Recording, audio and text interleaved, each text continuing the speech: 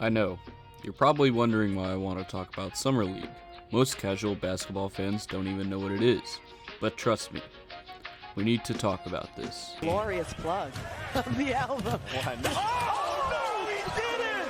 Oh, no, he didn't, Greg Bound! That takes guts. He's up there through the legs, dunk contest. Give him the trophy. Yeah. Now, I don't want to be that guy that says this Summer League is unprecedented in terms of talent. We've definitely had our fair share of posterizing dunks, crossovers, and deep threes.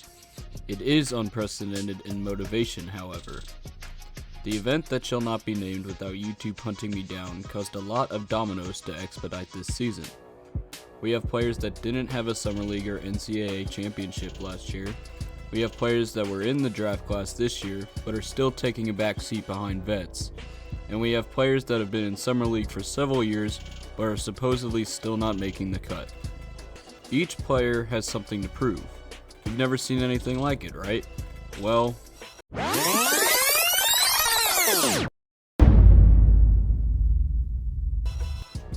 actually we have.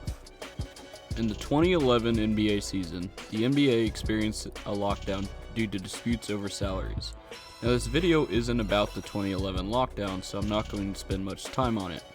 All you have to know is the NBA season was cut short, and on top of it, no Summer League.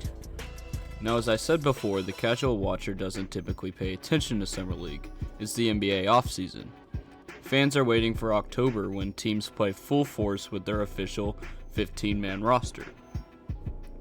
But there was one group that did care, and that's the 2011 draft class. And well, we have players that didn't have a Summer League or NCAA championship last year.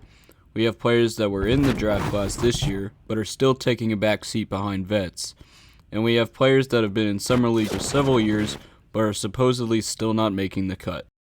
With this crazy blend of motivation and bloodlust, you get highlights like this, and this, and even this. It felt like a regular season game, and that's because it essentially was.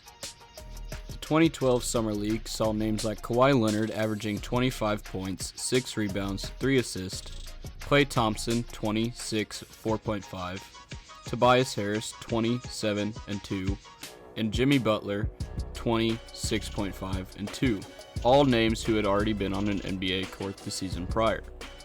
Couple that on top of players like Damian Lillard averaging 26, 4 and 5, and Bradley Beal 18, 5 and 2, and well, I'll have Kenny for real explain it for you. Overall, this Houston Rockets versus Detroit Pistons game for the first half felt like a real life game. It didn't feel like a Summer League game. And then I realized the reason it felt like a real life game is because this is 80% of the Pistons roster for next season. This is 80% of the Rockets roster for next season.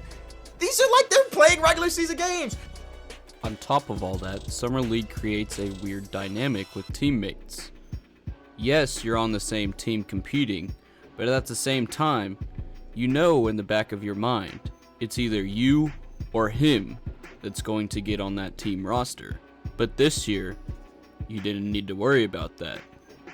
Because you and your teammate were already guaranteed minutes in the NBA. Therefore, there was no competition between teammates. You could just work together to win the game, rather than competing on an individual level. Look at this play right here.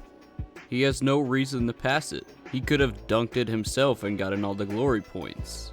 This is Summer League after all. You're competing for a spot on a roster. Except, you're not.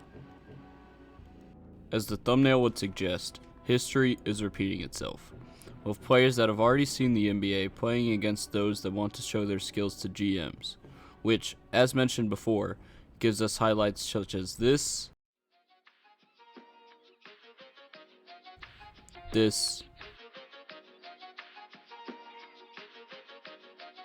and even this. The Houston Rockets are running a roster including 3 draft picks. Meanwhile, teams like Detroit are full of 2019 and 2020 players such as Sadiq Bey, Doumbouya, Cook, and Killian Hayes, all saying, "Run it back." And it isn't just these two high draft pick teams. Teams that are rebuilding or looking for a second option were also hit. Teams like the San Antonio Spurs have Trey Jones and Devin Vassell, the Knicks with Obi Toppin averaging 21 points and 9 rebounds, the 76ers with Paul Reed being the second player in Summer League history with the 2020 game and 4 steals and 4 blocks on top of it, the Timberwolves with McDaniel averaging 16 points and 7 rebounds, and the Orlando Magic with Cole Anthony averaging the exact same in Summer League as in the NBA, 12, 4, and 4. The list goes on, but I think I've made my point. These are all 2020 players with minutes in the NBA, but not a single second in Summer League prior to this year. But they all decided to bring the performance we missed. This is a repeat of 2011. We didn't just watch Summer League, we saw a preview of things to come this season. And it's very exciting.